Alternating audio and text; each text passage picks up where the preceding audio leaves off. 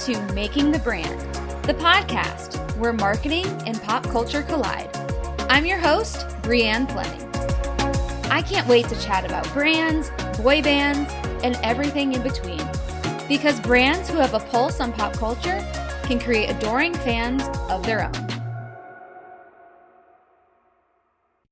Even in a pandemic, the show must go on. MTV's back hosting the annual Video Music Awards on Sunday, August 30th. And we all know the best part of the VMAs are the performances. This year, Lady Gaga, The Weeknd, BTS, and Cinco are just a few of the acts that are taking the stage. But to practice social distancing, all performances will be outdoors with limited or no audiences. Truth be told, the VMAs audience has been dwindling for years. And there are two things that can explain their consistent ratings decline. For one, if Britney Spears isn't performing, there's really no point in watching, is there? But two, MTV deviated from their original brand purpose. Let's rewind a bit. MTV officially launched as a channel on August 1st, 1981, nearly 40 years ago, which was the same year as the first launch of the space shuttle Columbia. This explains the significance of the Moon Man Awards they hand out at the VMAs. In their initial broadcast, MTV shared what seemed like a brand manifesto for the entire channel. Take a listen.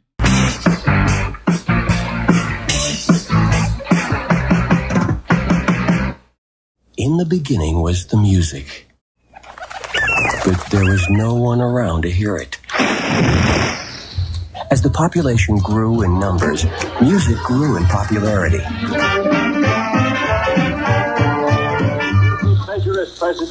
Man invented the radio and the phonograph. High fidelity made quite a splash. But it was full stereo sound that made the explosion.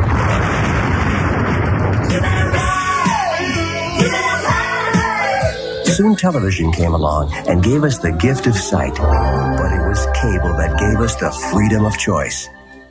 For a while it seemed there was nothing new on the horizon, announcing the latest achievement in home entertainment, the power of sight, video, the power of sound, MTV Music Television. This is it. Welcome to MTV Music Television, the world's first 24-hour stereo video music channel. Now, just moments ago, all of the VJs and the crew here at MTV collectively hit our executive producer, Sue Steinberg, over the head with a bottle of champagne, and behold, a new concept is born. The best of TV combined with the best of radio. Your favorite tunes are never too far away anytime you tune in.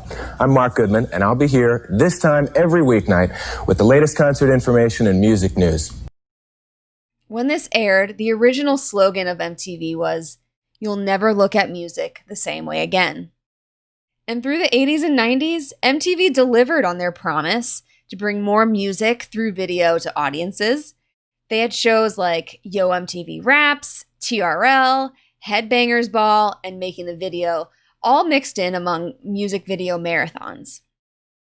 But by the early 2000s, MTV's programming strayed away from music. Although they were still airing Making the Band, which, of course, is one of my personal favorites and the inspiration for this podcast. Their show lineup was mostly original reality TV shows like 16 and Pregnant, Laguna Beach, My Super Sweet 16, Date My Mom, Next, and even Jackass. By 2010, MTV officially dropped music television from their logo altogether. So for at least the past decade, MTV admittedly hasn't been about music, except for one night of the year, the Video Music Awards. But if MTV doesn't care about music, why should their audience? This reminds me of one of my favorite quotes by Stephen Covey, who's the author of 7 Habits of Highly Effective People. He says, "The main thing is to keep the main thing the main thing." When I was a kid, MTV's main thing was music. Their programming fueled my passion for it, and and I couldn't get enough. I was glued to the TV. Their programming added more context to the music I already loved. But now, if I want to learn about music, I'm pretty much on my own. Yeah, I know social media has given us access to our favorite musicians, but as a network, MTV isn't contributing much to the conversation or adding any value. That's the problem. They've given up on music, which doesn't set the right example for their audience. If that's the case, we might as well have HGTV or the Food Network host the VMAs. None of these channels are about music. If you want your audience to care about something, you have to be the thing you want them to care about. That means 365 days a year, not just one night for an awards show. This applies to MTV and pretty much any organization. I think about this a lot in the nonprofit world. I see so many nonprofits make their messaging about their sponsors, volunteers, and donors. They profusely thank them and feature them on every one of their channels, on social media, on their website, and their email blasts. And yes, of course these groups are important. They provide the necessary funding and assistance to keep these organizations going in the first place. But you want your audience to care about the people you serve, or the animals, depending on the organization. Tell their stories. And what's interesting is this is actually the right approach to create more donors, more sponsors, more volunteers, and more funding. Your supporters want to know how their donations or hard work are impacting people's lives. This is what will open their hearts and wallets going forward. So the message here is stick to the thing you want to be known for, and you'll hold your audience's attention. I know that pursuing a shiny new opportunity can be tempting.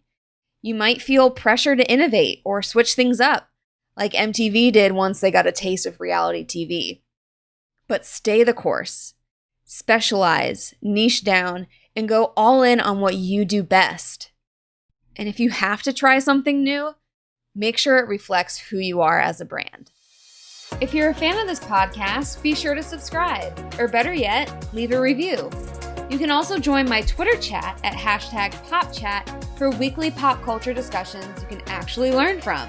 If you have an idea for an episode, shoot me a DM at Brianne2K. As always, thanks for listening.